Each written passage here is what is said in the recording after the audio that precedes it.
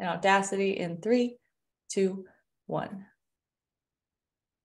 All right, welcome back to the Barbell Lifestyle Podcast. I have Christina here and I'm Marissa, your co-hosts. And today we have a really special guest and super excited to introduce her and this whole topic because it's honestly been just a huge focal point of my life and my journey and things that I've taught to clients and talked about a lot that it'll probably ring familiar to our loyal listeners to the podcast. But today we have one of my mentors and friends, Rhysa Sisco, and she is a nervous system regulation expert. And we're going to be talking all about today how stress impacts your nervous system, how your nervous system truly does dictate so many of the choices that we make, and how we can better take control of our nervous system to just have a more aligned life and have a more aligned body, results, and just overall life that we are striving to achieve. So I will let you kind of get into who you are and all of that. So Rhysa, welcome. We're super excited to have you. Oh, thank you guys so much for having me. I'm really excited for diving into today's topic. Yeah. So start us out with just a little bit about your background. I would love for our listeners to kind of know the pivot story of where you started and how you got to what you're doing now, which is such a cool practice. Yeah. So I'll kind of take you back to the very beginning, because that's really where this started for me. Is when I was 9 years old, my mom had cancer. And I didn't really put 2 and 2 together until I was older, but shortly thereafter, I started having my own chronic illnesses. I had thyroid issues, gut health, hormones, fibromyalgia, endometriosis. And it was one of those where I just thought that was just how it was for me. That was just going to be my life. And I had so much unprocessed trauma from childhood that for me really showed up as this need to always put other people first. Always having to be, I put in quotes here, the good kid. I never felt like I was enough. I was the pretty classic overachiever. I got great grades. I played multiple instruments. I did several sports. In college, I was in a sorority and I was president of the pre-med club and I sat on different leadership teams and I volunteered. I was doing all the things, but my body was still telling me it was never enough. And when I really started into my own health and fitness journey, I realized I had a very similar mindset, that all or nothing. Either I was perfect or I was failing. And for 20 years, I struggled with hypothyroidism. I struggled to lose weight. I had no energy, no sex drive. I had horrible gut health. Hormones were all over the place. And I was working out. I was eating clean. I was moving my body and nothing happened. I couldn't understand why. And at the time, the only thing I really knew how to do was the extremes, which I'm sure you guys have heard this story many, many a times, is I started working out 2 to 3 times a day. I was eating less and feeling worse and still in the same position of like, I don't understand what is happening to my body. And what I really didn't understand was under the surface was all of that trauma that I experienced in childhood was still there. And so me working out more, eating less was causing more stress on my system, making it even harder to meet my goals. And I started on my own health and fitness journey, really digging in of healing my body, understanding how to work out, using macros, balancing my hormones. And my background, I was also an occupational therapist for 5 years. I specialized in nervous system regulation, the sensory system, neuro dysregulation disorders. And as much as I loved what I did every day, I never connected what I was teaching other people to myself. All of the tools that I was giving to my patients, to their families, I never really used any of those tools for me. And it really all kind of came to the surface when I started my first business. And all of that, what I call dysregulation, came to the surface.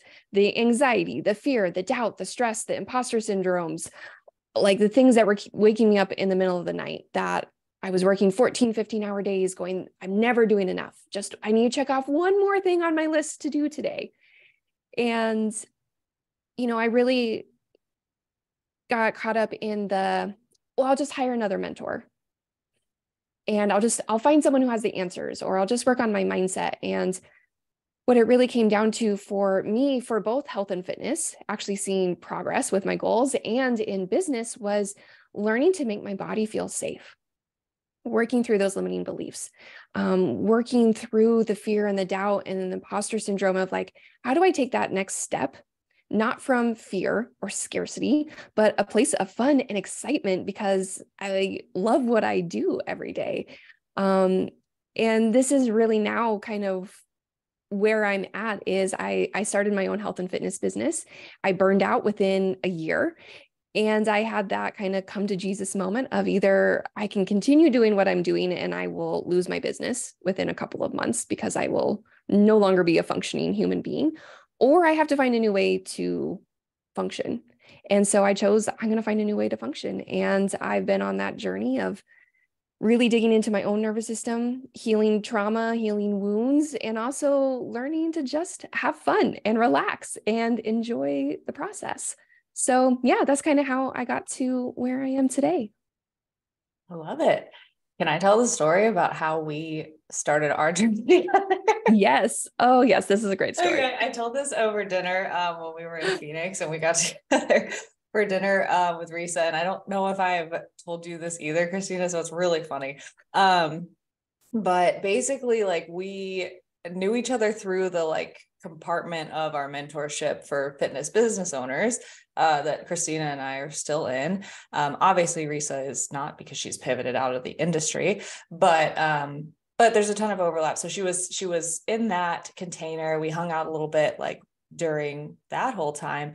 And then the last event that we were both at together, not in April, but back in December, I remember when you told us at dinner, it was like you had just conceived this idea of what you were going to do, how you were going to pivot. And you were like, oh my God, I have it. I know what I'm going to do.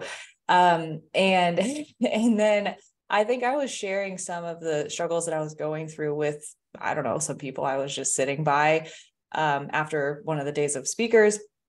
And I was just saying how one thing I struggle with is that I wake up very anxious most days. And it's something that I related to one of the speakers on the stage talking about. And it just really like pulled at my heartstrings. And it was something that I really wanted to work on. So I stand up and I turn around and Risa's standing like just beaming, looking at me. And I just like imagine, or at least my memory of it is she had these like crazy eyes. Like she was like, hey, Marissa, I overheard. And it was awesome because it was just like, I was like, I can't say no to her right now. She was like, do you want to be my guinea pig? Do you want to do this together? I can help you with this. This is what I'm going to do. And I was like, sure. And no, it was really great though. Like ever since we started, I was like, wow, this is right up my alley with a lot of the things that I already love talking about and doing. And it just kind of bridged the gap for me of, okay, how can I better take control of the way that I'm feeling to then create the outcome that I want. So it's just super funny because like I had no idea you had just come up with that and you were just like, all right, it's time, let's do this. So yeah, I think it's crazy how fast things can change, because it was on the drive on the first day of that conference. I have the voice memo in my phone of like, it hit me at like 7:34 in the morning of like, oh, here's what I'm going to do with the rest of my life. And then, yeah, I think it was on Sunday. I think it was the last day of the conference. Yeah. I was sitting behind you and I kind of just overheard and I was like, oh, I have this thing. Do you want to do this together? And yeah, I'm sure like my eyes, because I think anyone who's been to a conference before is like, you're already in that like mountaintop experience, already on the high. And then I had this like, I'm sure my cortisol levels were like off the charts at that point of like excitement and adrenaline and all of the things. And yeah, I'm sure there's probably no way you were going to say no to me at that point. Good thing I didn't though, because that brought us all to where we are now and brought me a lot of value. So let's give that to the audience. I mean, tell our audience, like, what exactly do you do? And, what do you help people with? Yeah. So I really specialize in helping people learn to change their state.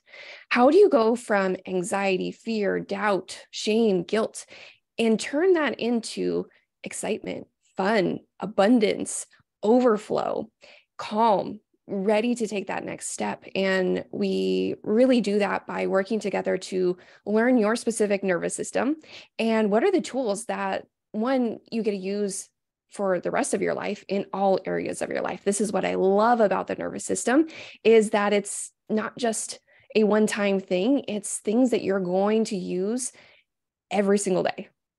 And so I think it's so powerful, whether you are on a health and fitness journey, whether you are a business owner, a parent. I know Christina with a, new baby, like those are ways that we all have to learn how to regulate our emotions around, because there's a lot of emotions that come up. So yeah, I really specialize in how do you work through those things so you can build the life and dream, that you've always desired. Perfect. Yeah. And let's just get on the same page terminology wise. We talk about nervous system a lot in our podcast, and it's already kind of integrated with our content, but just in case, what's the nervous system, and, how does that integrate with our emotions and therefore our actions? Yeah, great question. So I kind of break the nervous system down into two parts. So one of them is kind of, I think, what most people associate with the nervous system. It is to keep you alive. It keeps your blood pumping, your heart functioning, blood going to your brain. It just manages your day-to-day functions to keep you moving. But I think what most people don't realize is that it also kind of serves, I heard this analogy and I loved it, so I'm going to reuse this, is it's the military system of our body. It is constantly looking for threats. Anything that is a perceived danger, our nervous system is going to respond. And it does that through emotions. Fear, doubt, shame, guilt, anxiety.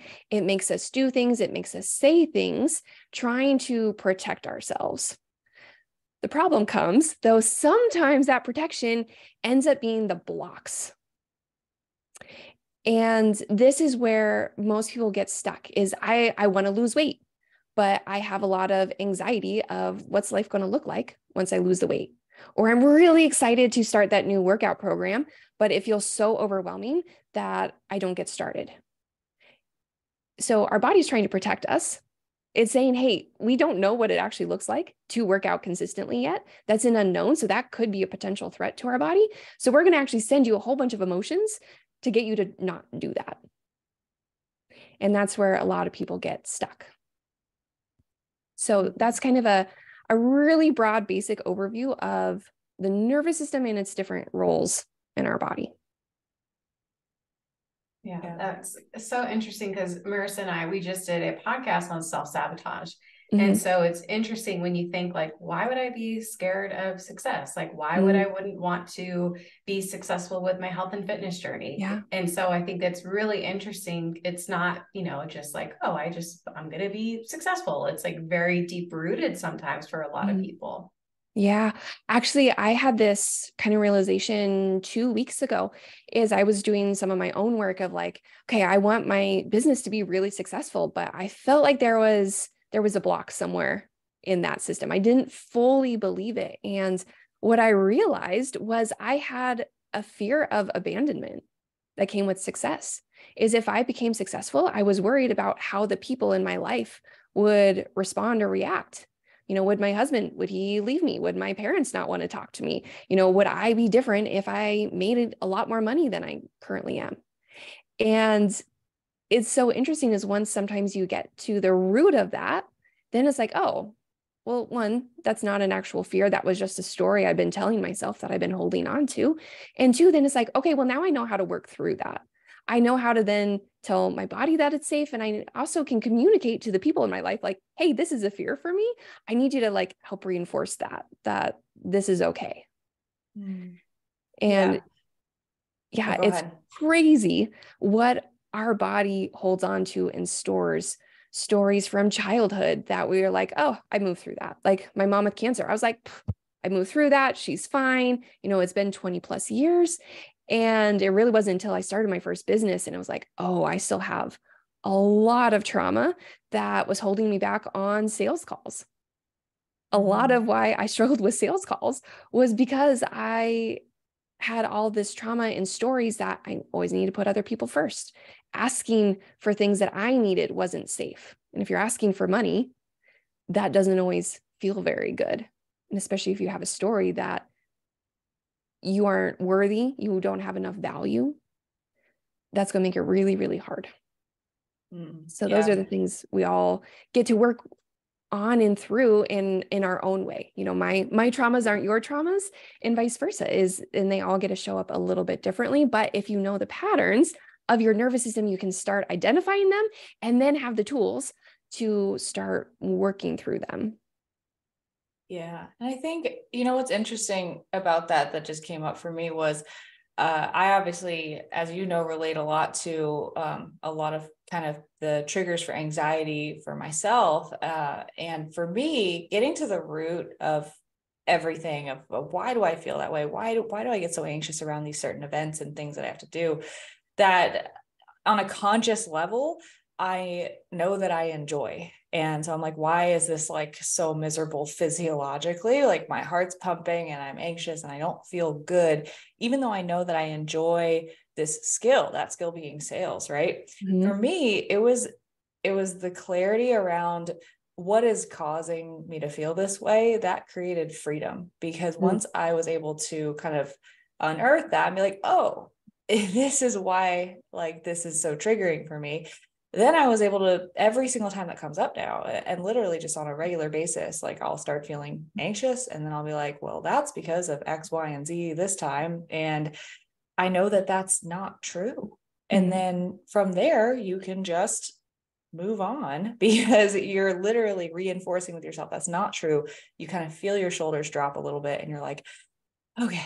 So I think that's why I feel like for myself and for a lot of people, and tell me if you think this is true or not, but I feel like a lot of folks kind of get away with not really tapping into the nervous system directly when it comes to making these shifts, because the psychology behind it is so intertwined, right? So I'm like unearthing these limiting beliefs. I'm unearthing these old traumas and things that are holding me back. And we are working on specifically, okay, like let's think about the nervous system and how it impacts that and your emotions and behaviors. But I think a lot of people are directly addressing, you know, just the mindset, the emotions, the behaviors, and sometimes can get away with like having the nervous system follow suit with that, but not always. So where do you see that overlap kind of be limited? Yeah. Oh, I think this is an excellent point. And this is one thing I felt like I got kind of trapped in, is I kept thinking it was just my mindset. And when we kind of zoom out and really look at the big picture, mindset is 20% of the equation. The nervous system is the 80%. Your nervous system dictates every thought, feeling, action, reaction, and behavior that you have ever had. This is what I really love. And again, what I always help, or at least, you know, strive for people to understand, is you make sense. Everything you've ever done, everything you've ever said makes sense. Because the nervous system is and I know I'm biased here, is the only form of unconditional love on this planet. Your body loves you so much that it doesn't want you to feel pain. And that gets to be a really beautiful thing. And so kind of like Marissa just kind of named, is when you recognize that you have emotions or feelings that you're like, these aren't true, or this isn't really serving me anymore, you get to come at it with so much gratitude of like recognizing your body, of like, thank you for trying to protect me. Thank you for trying to, you know, save me from something that could have been potentially harming to me. Like, I see you, I love you, but the story is different now. And now I get to move through that. And I think too often, if we just stop at our mindset, you know, again, I was that like overachieving. I know you guys are the overachievers. Is if you were taking a test and at most you could get a 20% on that test, I would physically break out into hives if that was like a reality for me. Taking a test is like, getting to 20% would never be okay. And yet, when it came to my emotional well-being, my mental well-being, I was only focusing on 20%. And it's when you start addressing the full 80% of your nervous system, working through those blocks, you automatically change your thoughts, your feelings, your actions, your reactions. And that's how we get to that 100%. And that's how we move forward. Yeah, I think that that's really interesting, because I think that we've kind of been taught like, oh, if you're uncomfortable or if you have this, you just need to power through it, right? Like you just need to change your mindset. You just need to do this. And for a lot of people, it's not that simple. And I think that that almost kind of perpetuates the insecurity or the feelings of self-doubt, because it's like, why can I not just do this one thing? Yeah. Oh, and I know, I'm sure you guys have heard this a lot. I heard this a lot with new clients who are coming in for health and fitness is I must just be lazy, or I just don't want it enough. Because if I wanted it, then I would have made it happen. When I would say 99% of the time, that is probably the furthest from the truth. It has nothing to do with you being lazy, unmotivated, not wanting it. Is your body is, I don't want to say working against you, but it's you're not on the same page. And when we try and like just push through, is oftentimes what our body will do is go, okay, that's even now more of a threat. So I'm going to give you more insecurity, more racing thoughts, more anxiety to get you to stop. And then that creates this cycle of shame and guilt and feeling like you just keep disappointing yourself over and over again, which is a horrible cycle to be in for anyone. And we've all been there. We've all been there. And it sucks. It feels horrible. But again, when you get to see it as, oh, it's just my body trying to help me, how can we get on the same page? And that's how we keep taking those next steps. How you start that workout routine that you've always been wanting, or start drinking more water, or getting your steps in per day. It's taking those slow steps for your body to feel safe. Because when we don't feel safe, it's usually because we're at an edge. Like we're on that verge of pushing our comfort zone. And it's how do we take that next step out of our comfort zone? Because on the other side of that comfort zone is everything we've ever wanted. So how do we get to it? Yeah. Okay, cool. So you answered one of my questions I was going to ask there, which is like, when do you like sense that you're, when do these flags kind of come up, and when can you recognize that like, oh, my nervous system is preventing me from doing something? But very simply put, just whenever you want to do something and it's really just not happening for you.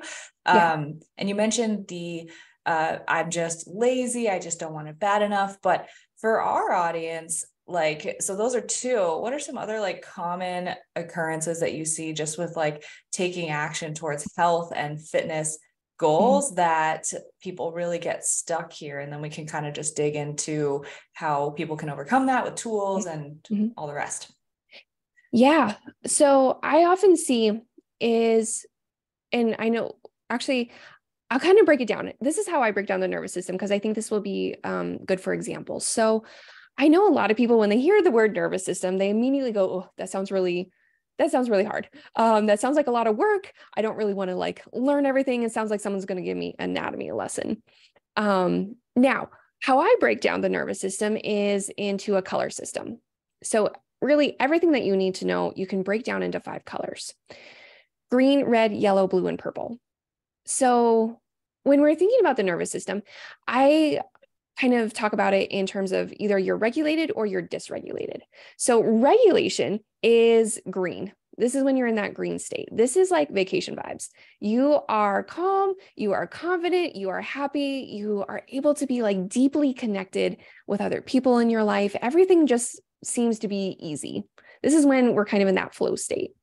So this is where we all want to be for the majority of our day. And especially around health and fitness goals, you want like drinking water and taking your supplements and getting in movement to just be automatic and easy. That's where we all want to be. However, that's not always real life. So most people probably heard of fight or flight before. So I actually break this into 2 sections, red and yellow. So red is when kind of from a physiological standpoint, it feels like your body's being chased by a bear. And you are either going to run or you're going to fight for your life. You are an immediate threat. So often this looks like I have to keep moving. I have to do it now or something really bad is going to happen. So I see this often for health and fitness goals is people will try and do it all at once.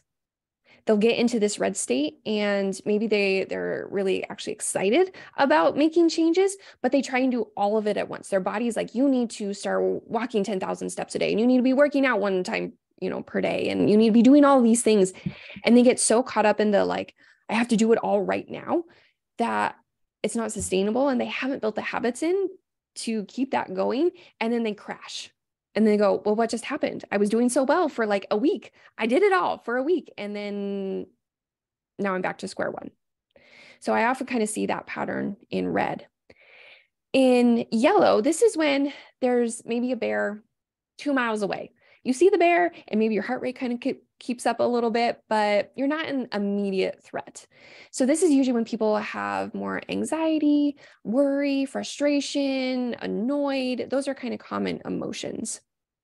And you may still have that, like, I need to do it right away, but it's not as immediate as if you're in red. So this often will feel like I have to get to the gym. I have to get to the gym. And that, like, all that nervous trapped energy, or you find that you have nervous trapped energy, but if you don't have a structure or a plan, you don't know what workout you're doing, all of a sudden you're like, and this is where I got stuck for years and years and years, is I would go onto like YouTube and I was like, okay, I'm going to find like that booty blasting workout. And I would scroll and I would scroll and I would scroll, and I would actually end up scrolling for 30 minutes instead of doing the workout. And then I would be back in that same, like, well, now I have more anxiety because I didn't get the things done. And so because I didn't get that done and I have so many things to do on my to-do list, I'm going to go do all the things on my to-do list. And then you get to the end of the day and you're like, well, I didn't do any of it, which also doesn't feel good because you have so much anxiety, but that anxiety is then also the thing telling you that you should work out, but you have 20 other things on your to-do list. Go do the things on your to-do list. And then as soon as you do your to-do list, it's like, no, you should be working out. And then you're like stuck in this back and forth and you get nothing done. And then another state is what I call blue state. And so this is also known as freeze, if anyone is familiar with the nervous system. This is when you're like, I want to, but I can't. I'm excited, but it feels overwhelming. This is where I see most people, I would say 70 to 80% of people get stuck in health and fitness. Is they're like, I'm super excited to get started on this new workout program. Maybe you hired a coach and your coach gave you like this amazing plan. And it comes down to do it. And you're like, I can't. I don't know why. I just can't. And what's happening inside your body when that happens is you are basically at war with yourself. On one side, you have all of this pent up nervous energy, that yellow. And then we'll talk about purple, but purple is very, when you're in that like depressed, disconnected, it's hard to think, it's hard to feel, it's hard to move state. And so you have a mix of both of those. So you're like, okay, I'm excited to go like get my 10,000 steps in today, but that feels so overwhelming to my body that my body actually tells me to shut down. And I end up sitting on the couch, even though I wanted to. I know for me, here's a classic example. So I run in mostly online business. So I'm on social media and I have to create content and those kind of things. I enjoy doing that. I love it. But oftentimes I come and I have ideas and I come to sit at my computer and nothing comes out. I will be staring at my computer for like 30 minutes and I haven't written a word yet. I wanted to, but my body was like, that's so overwhelming right now. We're actually going to slow you down so you can't do it. And again, this I see so often in health and fitness is if you're in that state, this is when I hear people say, well, I must just be lazy. Or I'm super driven in every single area of my life except health and fitness. I just can never seem to get started. Again, it's not because of you, it's your body trying to protect you. And so working out may feel really overwhelming. And this is, again, why working with a coach and someone who can understand this is they help you kind of navigate that. Maybe if you went from never working out to aiming for like 4 or 5 times a week, that's probably going to feel really overwhelming versus having a coach like Marissa or Christina walk you through like, let's start with 1 time per week, or let's just start with a walk. And we're going to build up your capacity to do more. And then it feels safe for your body. And that's how we create those sustainable habits that you can do for the rest of your life. Yeah, I love it.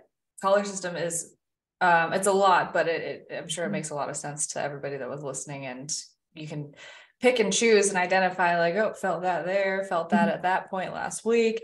And I think one point that you made recently that I think is important to kind of highlight here is that you're not just like in one and you're stuck there and it's all the time. It's like you're constantly fluctuating in and out of different states. Like today, I've definitely been in probably a little bit of like bluish purple. Like I just like crashed after my workout today, but also spent some time in yellow as usual. And actually a good amount of time in green. So like you're kind of always ebbing and flowing. And I guess, you speak like, you're so in tune with your body and the way that you explain this. And of course you're the expert in this. So of course you're going to be in tune. It's something that I've really had to work on, but like, what would be best practice for someone to actually get in tune with what their body's telling them? Because they're probably like, cool, definitely understand like the whole mindset, like loop and being stuck there. But how does someone actually, and I won't answer this myself with my own experience, but like, how does somebody actually just recognize what their quote unquote body, because we're personifying it, right? We are one person, but with a body. But if we're going to personify it and say like, what is it telling me? Then how do they get in tune with that? Yeah. So I would say first is kind of just tune into what you notice inside your body, because your body is going to give you all of the clues that you need. Do you have like sweaty palms? Do you all of a sudden notice that your shoulders are super tight and tense and up near your ears? Do you feel tightness in your chest? Do you have a headache? Your eyes, do they tighten? Does your voice change? Those are all clues that you are in one of those states of dysregulation. So you can kind of tune into those things. And if you're really new to getting started with nervous system, I recommend like just jotting those things down without trying to like classify it yet or really figure out like what it all means. Is just start to get to know your body. Like maybe every time you have to go work out, you're like, I notice the same things. I notice my shoulders tighten up. I notice the thoughts, my thoughts start to race. It tells me all of the things of why I can't work out or all the things I should be doing instead of working out. Is just kind of take note of those things. Again, what feelings you notice in your body, what thoughts you may have, how you respond or react to situations. I had a client, I'm going to use this story, she was having one of those like just no good, very bad, horrible days. And she said she was eating dinner with her husband and he dropped a fork. And she's like, I wanted to reach over and throttle him. I wanted to like physically hurt him. Again, no big deal. He dropped a fork. But oftentimes when we're in those states of dysregulation, our threshold for how much we can tolerate goes down. I know for me, if I am anxious or overwhelmed and we go out to eat in a super loud, noisy restaurant, I am like really on edge and agitated the whole time because my body can't process all of that sensory information. And so I know for me, if I'm in that state and we want to go out to eat, it's like, I'm going to be like, hey, let's find somewhere either that's quiet or where I can like sit outside where there's just less noise, less movement, less TVs on in the background. So it's just kind of starting by tuning into what do you observe? And then you can start matching these to the different colors. And it's going to look different for every situation. I work a lot with clients on dysregulation around money and money checking their bank accounts in their business versus their personal can look very different. That dysregulation can look different, or investing in themselves can look different, or spending money on a mentor, or just buying things that they need every single day. Now it's all related to money, but it can look very, very different. So you just kind of start getting to tune into like, what does your body respond like? And then once you start to see those patterns, then the next time it does happen, you kind of like pick up on those faster, like, oh, okay, those are the cues that I'm looking for. And then you can actually then start to take action. Most people, what they do is they are already probably in tune of like, okay, I'm not feeling my best. I'm in a state of like yellow or blue, purple. And then they try and take action without actually really getting to know like what their body is telling them. And this is probably the number one mistake that I see people make is they try and use a tool that doesn't match the state that they're in. So for example of this, if you are in red, this is when you are super angry. You're like, I've snapped. I may even have that urge. I want to hit, I want to kick, I want to bite, I want to scream, I want to like go punch that pillow. This is when we're in red. And I mean, this is not by anyone's fault. Society, I'm sure everyone has heard this at some point, is you should take deep breaths. Just breathe. You'll feel so much better. And I've never talked to one person who has felt better when they've tried to do deep breathing in red. And the reason why is, so let's go back to our bear analogy. If you feel like you're in that state, you are actively like, I'm either going to fight or run for my life, you would never stop in that moment and go, I should take some deep breaths. Or maybe I should journal, or I should meditate on how I feel. Your body's like, I'm trying to keep you alive. What are you doing? There's a bear 2 feet behind you and you decide to breathe? Are you crazy? So what does it do? It sends us more adrenaline, more cortisol to get us to try and move. So this is so often, again, what I see where people kind of mistakenly not understanding what's happening under the surface is that they pick tools that don't match the state that they're in. And then they're like, well, it didn't work for me. All of the stress management tools that I've been Googling, they must not work because I didn't feel any better. I actually felt worse. Same thing if you're in purple. Purple is, again, when you feel really disconnected or depressed. Your heart rate has slowed down. Your breathing has slowed down. So if you try and do deep breathing in that state, you're going to shut your system down even more and you're going to feel worse. So it's really getting to know what state you're in, and then you build a toolbox for each of those states. And that's really what I help a lot of my clients do is how do we build in those tools? And then how do we actually use the tools correctly so you can get back into that green state and then take that next step forward. I love that. I think that's so important because like you were saying, you're feeling these issues, you're feeling disconnected, and then you try to do what everyone is talking about. Like, oh, I need a morning routine, or I need to journal, I need to do this. And it's like, I feel worse. Why is this not working for me? It must be me. Like something's wrong with me. And it just continues to perpetuate all those beliefs that you have about yourself. So I love that it's like, you need to find the tools in the toolkit for what mode you're in right then and there. I love that. Yeah. And I think too, when we start talking about tools is most people go to walking, meditation, journaling, maybe like a bubble bath or a spa day, but there are millions and millions of tools. And once you understand how to use the tools, you have unlimited access to tools. So I always like to think when we're picking tools is first we have to understand how we actually communicate with our body. So often we just try and tell ourselves to calm down. We try and use words. But if you've ever had, again, that really bad, horrible day and someone came up to you, maybe you were super anxious about something and they were like, just calm down. Don't worry about it. Again, I have never met anyone who has felt better. Like, oh, instant relief when someone just told me to stop worrying about it. That almost never happens. And the reason is because our body doesn't communicate through words. It communicates through our senses, movement, sight, sound, touch, taste, and smell. That is actually how we tell our body that it's safe to calm down, to get back into that green state. So actually a really great example of this. So I know, Christina, you have a little one.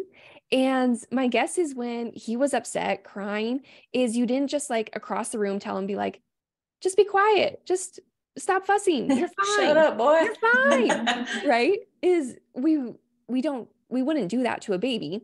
And even though, yes, we're adults and yes, we're more higher functioning than an infant, we still respond the same way.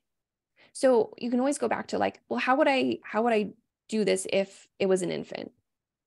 Because inside of all of us is some inner child that needs, reparenting and love and attention, just as infants do. But, if a baby was crying, the first thing we would do, we pick them up, we hold them, we cuddle them, we rock them back and forth, we sing to them, we hum to them, we change our face, we start smiling, we feed them.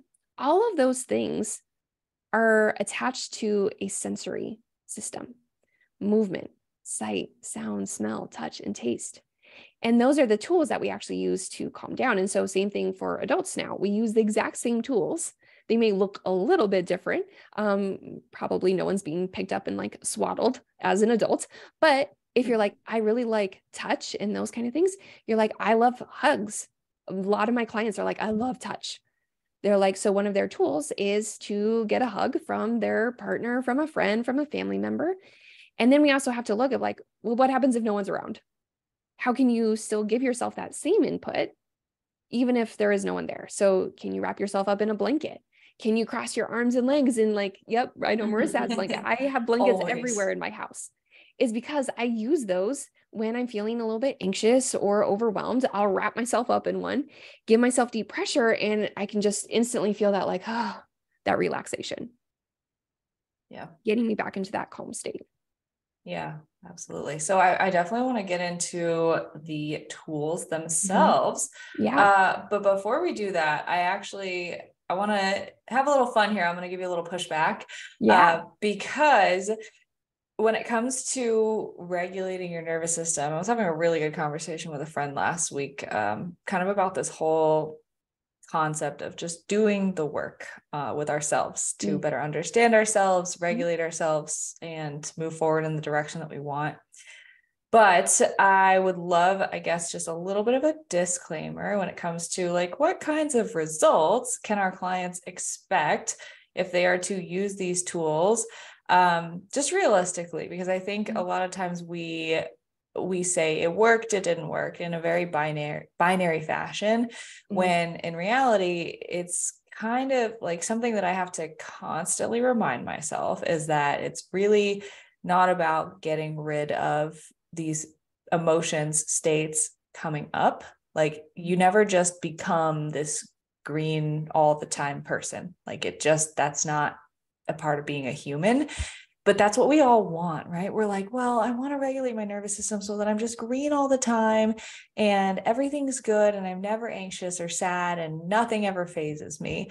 And while you can absolutely become more resilient, you still have these things come up. Maybe the magnitude is different. Maybe how quickly you handle it is different, but it's never really a game of arriving. So just to kind of reset expectations here, like if someone were to take these tools and tomorrow start using them, like what's the time scale of how they can expect to see improvements and how they feel, and what kind of changes can they expect? Yeah. Oh, I think this is a really important point.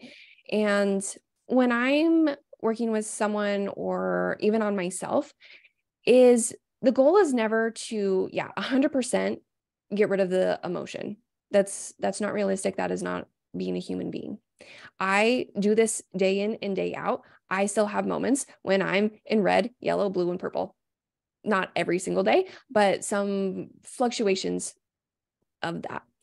We also have to understand that if you have been living in a fight or flight response for years, that going to green isn't going to feel good at first. It's going to feel a little bit unknown. It's going to feel a little bit scary. If you haven't known what being in a state of regulation feels like for the majority of your day, it may not feel good at first. And I think this is really, really important for people to understand. So I, just with trauma from my mom and my own like health things going on and just everyday living traumas, we have big T traumas and little T traumas, is I was living in a state of blue for 20 years. I was in that, like, I have to get everything done. And then I was so overwhelmed that I'd be on the couch for hours, not able to like get up. So for me, that journey of getting back to green was not just something that happened overnight, and it didn't always feel good. So how I like to think about it is, as you're using these tools, if you feel even 1% better, it was successful. Not 10%, not 100%, 1%. If you feel even a little bit better than you did before you used the tool, it was successful. Because what we're doing with our nervous system is we're increasing our capacity to handle stressful situations, experiences. And when we increase that capacity, then less and less starts to dysregulate us. Doesn't mean we're never dysregulated. It just means that it's going to take more to get us into those dysregulated states. So a common acronym that I use that people can also try out is LIFT: length, intensity, frequency, and tool. So if you're kind of tracking these things, I know I love Excel sheets. I love tracking things. I like seeing the numbers, the stats, show me the proof. So if you write down, say maybe every time, let's see, what would be a great example? Every time you get that, a work email that says the passive aggressive comments that we've all received, and you notice okay, my heart rate increases, I get really sweaty, I want to per my last email, all of those little snide comments that we have, is, you can kind of check in with that. Is how long are you feeling those emotions? Is it a minute? Is it 5 minutes? Is it 5 hours? I had one client who, she said her road rage would last for 3 hours after. Damn. That's a long time to still be in that state of road rage. So you can kind of track how long is your dysregulation lasting? And then what's the intensity? If a scale of 1 to 5, a 1 to 10 is, you can kind of track that. And then how often is it happening? So for me, with posting content on social media, that's something that I had to do every day. And it was causing me a lot of dysregulation because I would sit down and I would go into that blue state and nothing would come out. And then I would feel more anxiety and more overwhelmed because I didn't get that done. And that pushed everything back in my day of all the things I did need to do. So I could track, okay, I was feeling dysregulated about that for 30 minutes to an hour.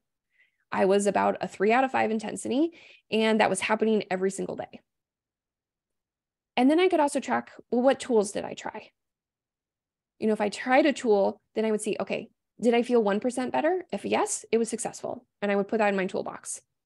Now, just because you use a tool one day doesn't mean it's going to work the same the next day. Again, for anyone who's ever had kids and you try and punish them, and one day, turning off, Baby Shark works as a threat that they stop doing what they're doing. The next day, they're like, nah, that means nothing to me. I don't care. Mm-hmm. So same thing with tools is, that's why we have to build a toolbox, is because you can't just have a hammer. A hammer isn't going to fix everything. You have to have a hammer and a screwdriver and for different situations. So when you have those things in your toolbox, then you can start playing around with, okay, this was successful this day. Now I have maybe 10 to 20 tools when I'm in blue. And then I can look on the day, I notice, okay, I recognize I'm in blue. Now I can go and actually pull the tools that I need. I have a whole list of them. I can pick the ones that feel good for me in that moment and then do the same thing. Did I feel 1% better?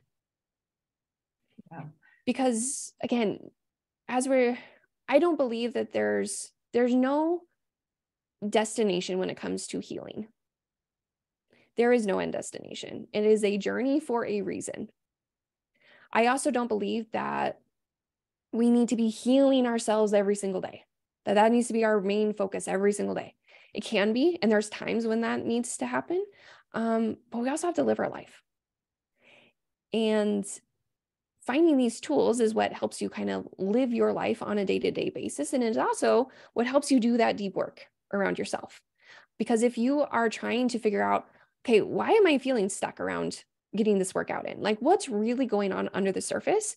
If you're in that state of fight or flight, you can't answer those questions. It's kind of like, who am I? I went on a huge multi-month journey of answering that question.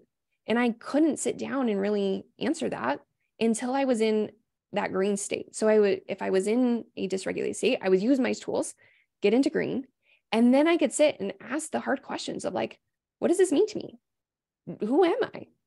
What are the things that are important to me? Same thing, why am I not starting my health and fitness journey as I feel like I should? You can actually get to the bottom of those questions, but you have to be in green. So we use those tools to get you into green so you can do the deep work. Well, what do you feel happens? I mean, I'm sure it's state dependent, but what happens if you're trying to answer the questions when you're not in that green state? Do you just get the wrong answers, or like what happens in that other scenario? So I think what often happens is different voices kind of come in. If you're in fight or flight, it's going to be telling you you're wasting your time. We have other things we should be doing. Why are we doing this? This isn't important. You have 20 things on your to-do list. We should be doing those. And so the anxiety kicks in. And oftentimes then we get distracted. Yeah. And then we do all of the other things except the thing that we really meant to sit down and like work through. And then we just repeat that cycle.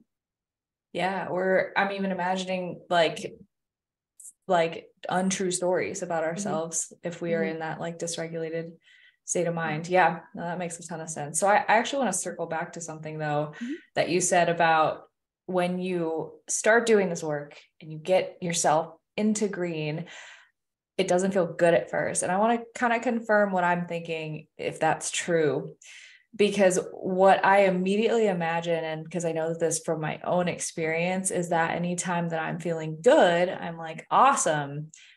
When does the other shoe drop? Right. And it's like that look over your shoulder, things are going well. How long are they going to go well for? And it brings me right back to one of my favorite concepts, which is kind of just our upper limit problem.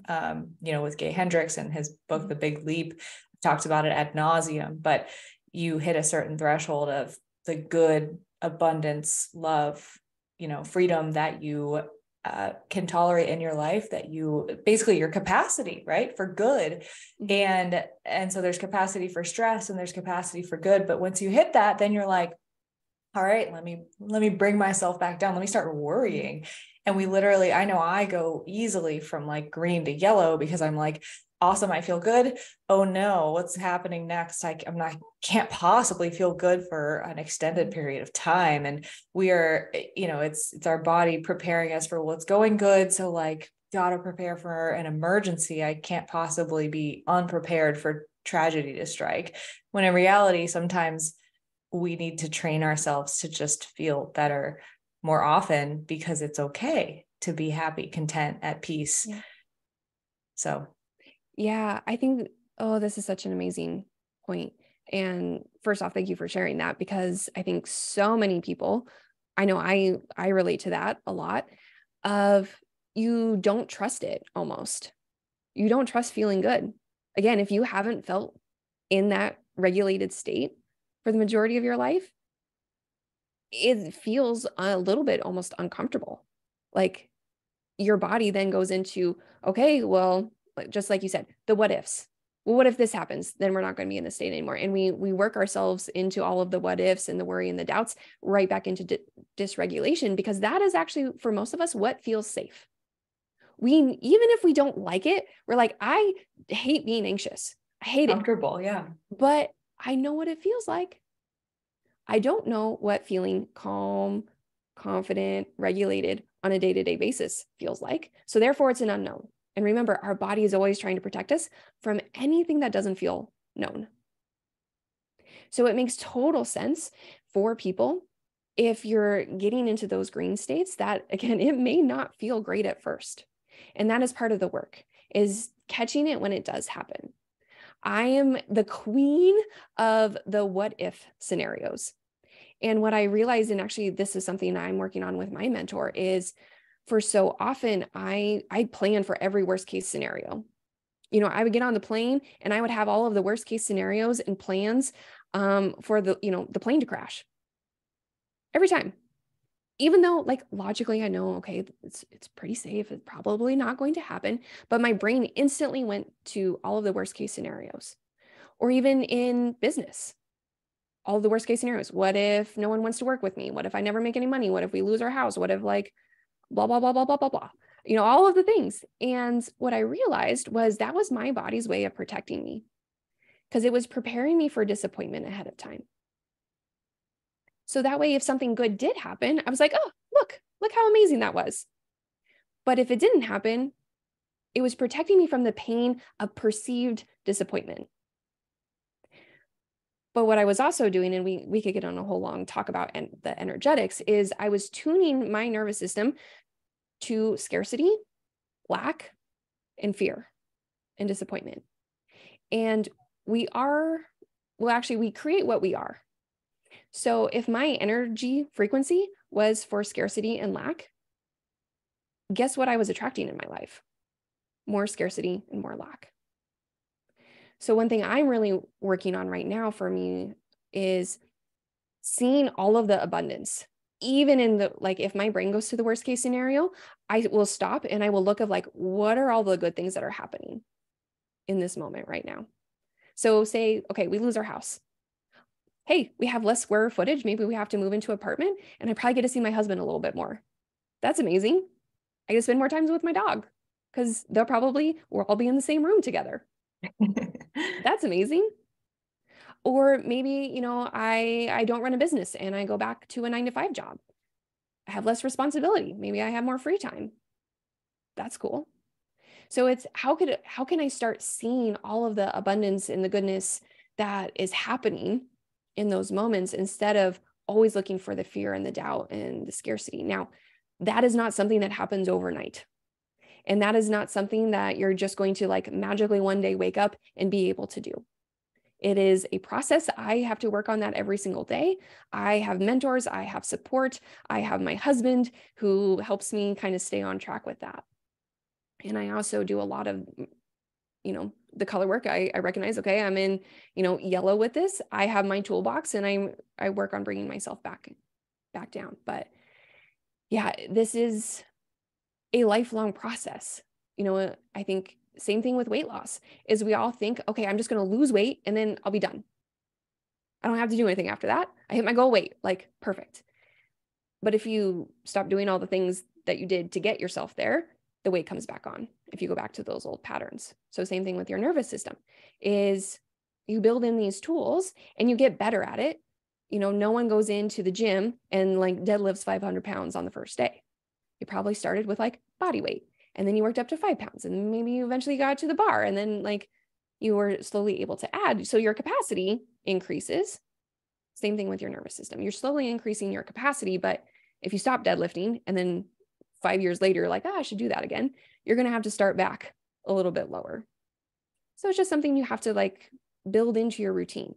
And again, it's not something that always has to take, a 2-hour walk or a 2-hour, bubble bath.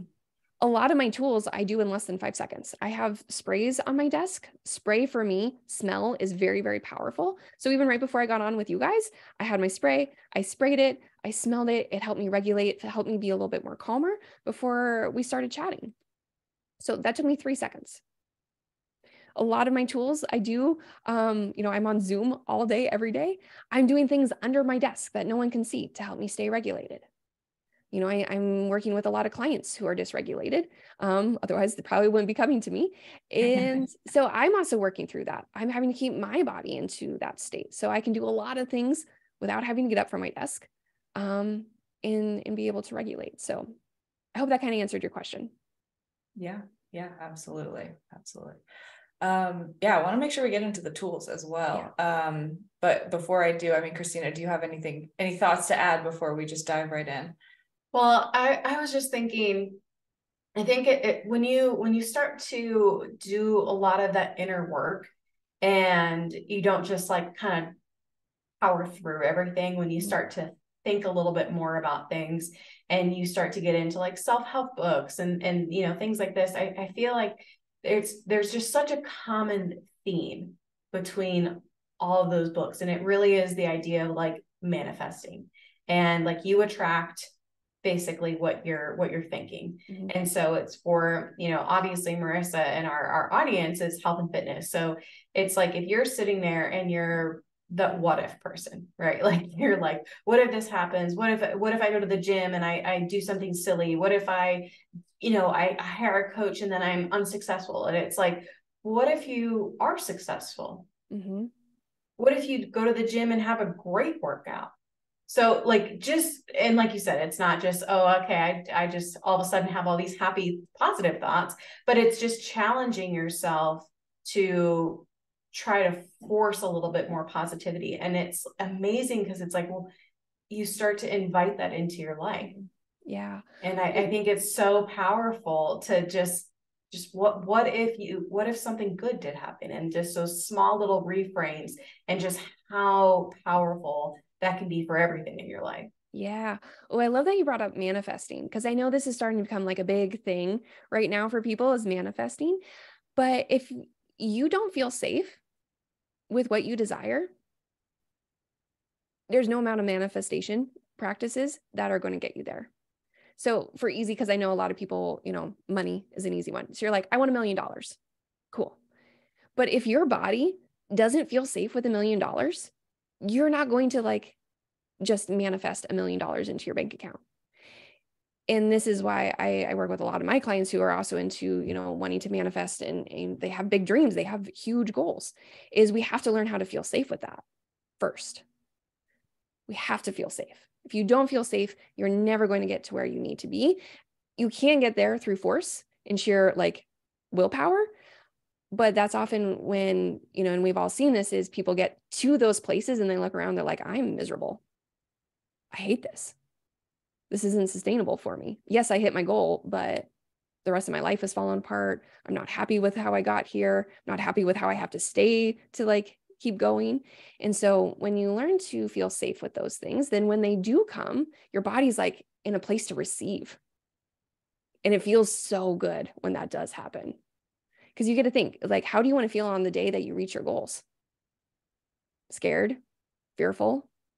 Or do you want to be like excited and joyful and happy and abundant? You get to start feeling that way right now. Because if you don't feel that now, you're not going to feel it when you hit your goals. I know for health and fitness, if you don't like who you are right now, losing weight is not going to make you feel any different about yourself. Yeah, because that's what you're chasing in the first place, is you're not chasing the bank account, the body, the this, the that. You're chasing the feelings that you believe are associated with it. Yeah.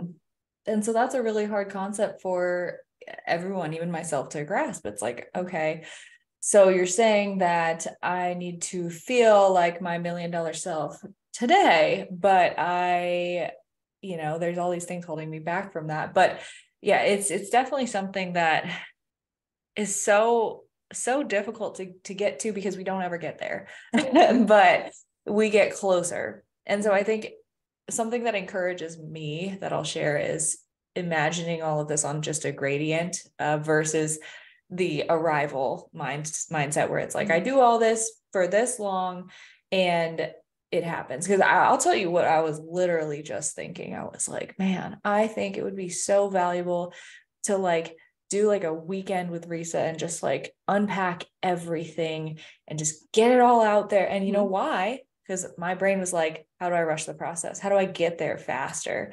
And I literally, as you were talking, just did all of that in my head. And I was like, oh my God, here I am trying to arrive. Like, but it's just, no, what could you do today? Like, don't put it off till some trip where you think you're just going to break through. Like, what if you just sat down and journaled for 5 minutes today? What if you just sat with these thoughts for a little bit longer instead of scrolling on your phone?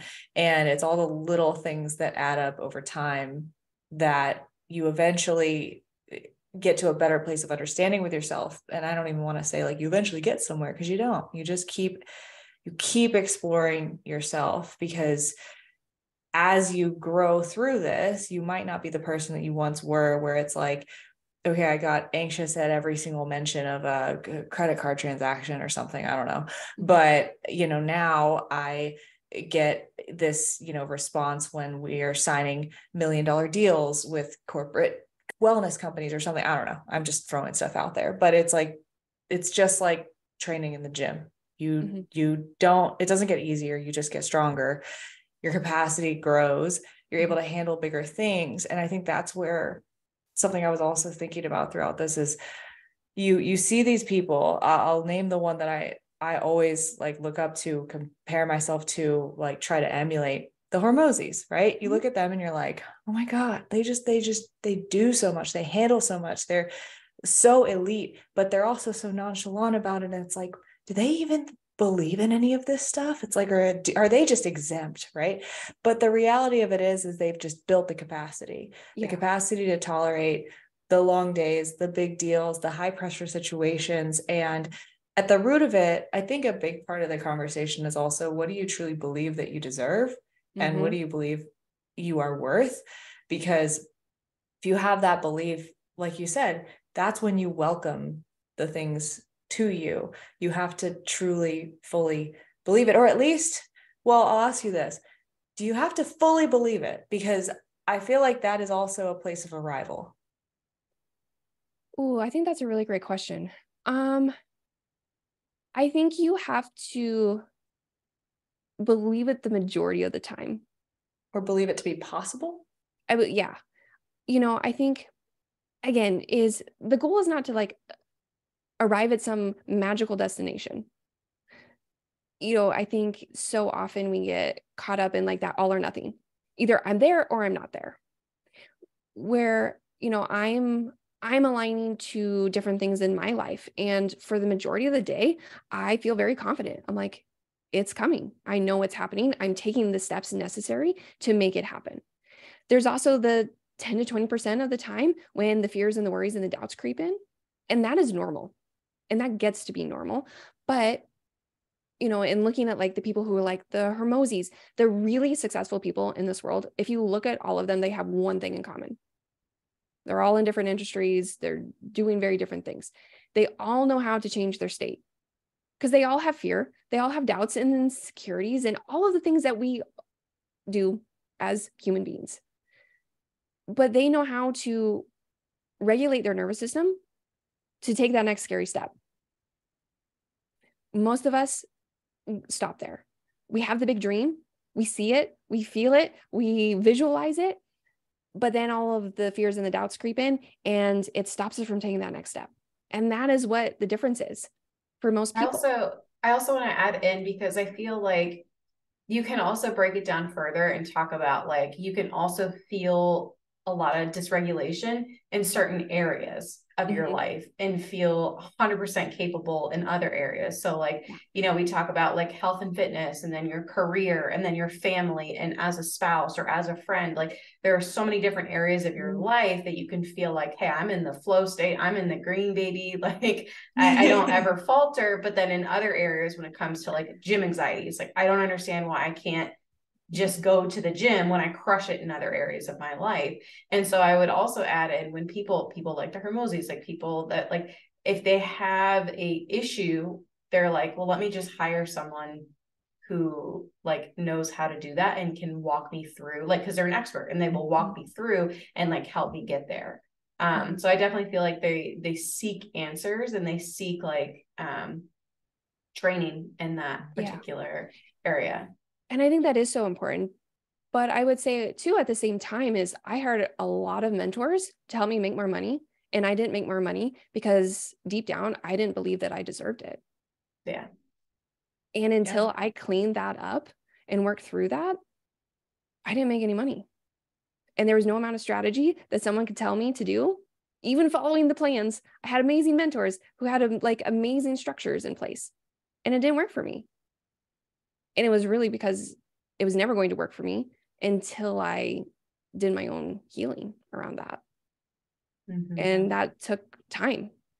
And that's the thing, is like, a lot of this just takes time, and give yourself grace that it took me 8 months to answer the question, who am I? Yeah. That's a long time. But you have it was to go slow to go fast. And absolutely. Something I'm just telling myself, hammering into my own head every single day. I think it's hard sometimes when it comes to like health and fitness, because I think it's hard to conceptualize like what that end destination is, even though there is no end destination. But it was like, you know, someone asks you what your goal is or something. But when you think about like, I don't know, like what you're saying earlier, it's like, hey, let's just go on a short 5-10 minute walk. Let's just start with drinking a little bit more water. Sometimes it's really hard because you feel like, how is that going to get me closer to my goal? Because I want a 6-pack. So I need to be working out 5 or 6 times a day. So it's really hard. And so you feel like, okay, well, I'm not even going to do those baby steps because it's not worth it. But if you were going to ask someone like, hey, how would you read a book? How would you finish the book? Well, I'd read a chapter or I'd read a couple pages a day. It's like, cool. Yeah. Like, let's do that. And so it's easier to conceptualize. Like, if I wanted to finish a book, I would just read a couple pages a day. I'd do a little bit at the end of the night, and I would get further and further and further along. And so it's easier to like visually see that versus like health and fitness, where it's like, it's hard to see how a little bit of water or one walk a day will get me closer to my goals. Like, it's like, I need to binge read. Like, that will get me to my goal. So I feel like that's Marissa. Like, I just need to read like half of it in one setting. Yeah. And I know I'm so impatient. I am one of the most impatient people out there. And it has taken me a long time to feel safe to go slow. And like breaking my goals down into those little steps. Because oftentimes when I was overwhelmed, I ended up not doing any of it, which then didn't help me get closer to the goals. And so it's like, when you can break it down into, it's like, okay, well, maybe if you're just trying to get on a walk, maybe the first step is you just put on your shoes and you don't even leave your house, but you just put on your shoes. And the next day you put on your shoes and you walk to your front door and back. And then you walk to your mailbox and back. And then like you take those little steps and eventually it gets you to where you want to go. But if you're not willing to do the baby steps, you're not going to be willing to do the big things, and your body isn't going to be ready for you to do the big things because you haven't changed your capacity to hold the big things. Yeah. And I'll say, if you're someone who's listening to this and you're like, I'm not a beginner, like, I can walk and I can drink water. So like, this doesn't apply to me. I would say as well, your baby steps are really relative to where you're at. Like, if we were to use like the Hormozis again, like their baby step at this point would be like doing something that like they would pay for like $1 million. And it's like, for us, we'd be like, whoa, what the F? Like, that's like a dream world, right? So same thing, like my chapter 100 isn't your chapter 1. If you're trying to take step 1 towards your dream body, and I'm over here, like my baby step today is like track and hit my macros for a week. Like, there's a lot of people that are like, I don't know how to do that. So if you're like, I'm too advanced, this doesn't apply to me, I can drink water, I can take a walk. It's like, okay, well, like just scale it relative to where you're at, because you have a baby step in front of you that you're not taking, that you need to take, that's going to move you forward. And it might not be the stereotypical baby step of like just getting started. Yeah. And usually how you know where that next step is what scares you. Where's the fear? Yeah. That's usually where you probably need to lean into. Yeah. Yeah. Okay. So the tools. Yes. Let's wrap this up with the tools. Yes. Just kind of some examples. We talked about a few: deep breathing, journaling, like kind of making fun of trying to use those when we're in the red. But what are some examples of maybe just thinking outside the box with tools, and kind of just give the frameworks of like, where do we look to find the tools that we need to use? Yeah. So again, tools are movement, sight, sound, touch, taste, and smell. So a quick exercise that anyone can do: grab a piece of paper and make 6 columns at the top and write down the different systems. And then write down 3 to 5 things that you already enjoy doing. Because the reality is, even if you haven't recognized that you're using the tools, you've been using these tools. If you drink coffee in the morning, you are using a tool because it tastes good. You love the smell. Maybe it helps wake you up. It is part of your routine. There's so many different aspects of that. So that could be a tool. Again, tools don't have to be these big things. So examples for movement.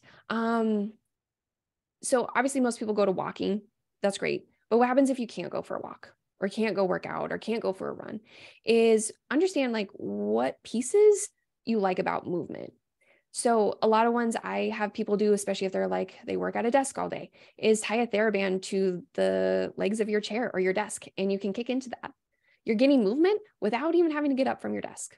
or get a little cycle bike that you can cycle as you're sitting. So it's about just being creative. So when you're writing down the tools, if you build 3 to 5 for each category, write down next to it, how does it make you feel? Does it make you feel calmer, more engaged, more present, or a mix of both? If it makes you feel calmer, put that in your yellow toolbox. More engaged, more present is going to probably be a really great tool in your purple. And if it's a mix of both, that may be something that you use, whether in yellow, blue, or purple. You get to play around with this. There's no right or wrong here. What I like isn't going to be what someone else likes. I like deep pressure. The next person's like, ugh, deep pressure. Someone hugs me. I want to crawl out of my skin. But, you can use sight. So looking at the lighting in your house or at your job, sometimes just dimming the lights helps decrease your anxiety. Or looking at your favorite pictures from a vacation or a wedding or pictures of your kids. You can tap into those states of regulation. They're extremely powerful. Same thing with smell. I have a client and she's like, I love the smell of the beach. The beach is my happy place. And so she has a lot of smells and scents around her house that are very beachy. And so she can use those, and she's feeling anxious or worried or frustrated. She can spray those, light a candle, and it taps her back into how she feels at the beach, which is very calm and regulated. So it helps her feel calmer in the moment.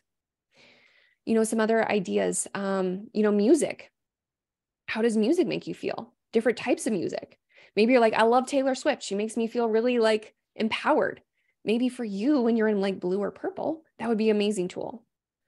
But if you're already in yellow, kind of already in that little bit anxious, heart rate's pounding, listening to rap music may make you feel worse.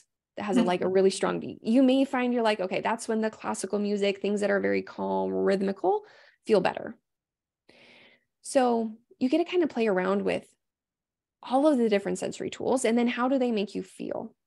And then you get to go into the experimental phase. You notice when you are dysregulated, you try it, and then you look after, how did this make me feel? Did I feel 1% better, or did I feel worse? Because if I felt worse, then either one, was it a mismatch between the state and the tool that I chose, or is it just a tool that I don't like? I would say my kind of number one tip for people is, when you're trying out these tools, is try them out when you're calm first, because you don't know how you feel until you've actually tried it. So just because you have an ocean breeze candle in the back of your closet that you haven't used in 5 years, if you pull it out and try and use it when you're feeling anxious, just to realize that you hate the smell of ocean breeze candles, you're probably going to feel worse. So try them out, see how you feel, get to know your body, and then you can start matching them to the states. Love it. I love it. And, the one that I always think about, because we talk about it a lot with our clients, like emotional eating. That is a tool that you're already using, but then reflect, how does it make you feel? And then maybe think about what are some other things that could kind of fill that box if that's a habit that you don't want to be using as a tool. Because I know a lot of people that really would like to nix that habit. Yeah. And again, there's nothing wrong with that, but if it's also blocking you from reaching your goals, that's when obviously it's a problem. And so having other tools that you can rely on, I had a client and we realized for her emotional eating stemmed back to childhood. Her stepbrother and his friends would come over to the house and eat everything in the cupboards. So for her, it was when there was food in the house, she felt like she had to eat it right away. Otherwise there wasn't going to be food. So for her, that was the root of the emotional eating. And then once we recognized that, then when she did pick up on that, we had coloring books and we had different tools for her to use that were easy to grab that she could use first. And then if she still had the desire to eat, then she could go grab a snack. A lot of times, I'd say 9% of the time, once we implemented other tools into that system for her, she was like, I don't need food. I was able to regulate in other ways. And she broke that habit. Love it. Awesome. So, yeah. Well, this has been amazing. And this is probably the longest podcast episode we've recorded in a long time, but that's because it's a really good topic and we can just go so deep so quickly. So, where can our audience find you? and just any concluding thoughts. Yeah. You know, if you're interested in learning more about the nervous system, you can follow me on Instagram at Regulate with Rhysa. And I will also send over a link for them to drop in the show notes. So if you are curious about what maybe your primary state of your nervous system is, you can take a quick quiz, and it kind of breaks down money and communication and relationships and stress. And it's going to give you a little bit more information about that state, and then also walk you through how to build a toolbox specifically for that state. So I will give them that link, or you can also find that on my Instagram page, Regulate with Rhysa, in my bio section. You can go and take that free quiz. Cool. Fun. I love free quizzes. Awesome. Well, this has been amazing. But yeah, Christina, any concluding thoughts? No, this was great. And yeah, I mean, all of us are very into this and could take a deep dive and go on all these little mini tangents. But no, this was great. And hopefully, they go and follow you and take a deeper dive. And I mean, even if you feel like it's not something that you're like, nah, I don't really struggle with this. It's like, what is the worst that can happen with having a couple extra tools in your toolbox? Yeah. Yep. Yeah. Absolutely. Yeah. Well, awesome, guys. We hope that you enjoyed this episode. And if you haven't already, make sure you subscribe to the podcast. You can find both of us on Instagram. You can find me at Christy Lynn Fit. Marissa is at Marissa Roy Fitness. Thank you so much for listening, and we hope to see you back next week.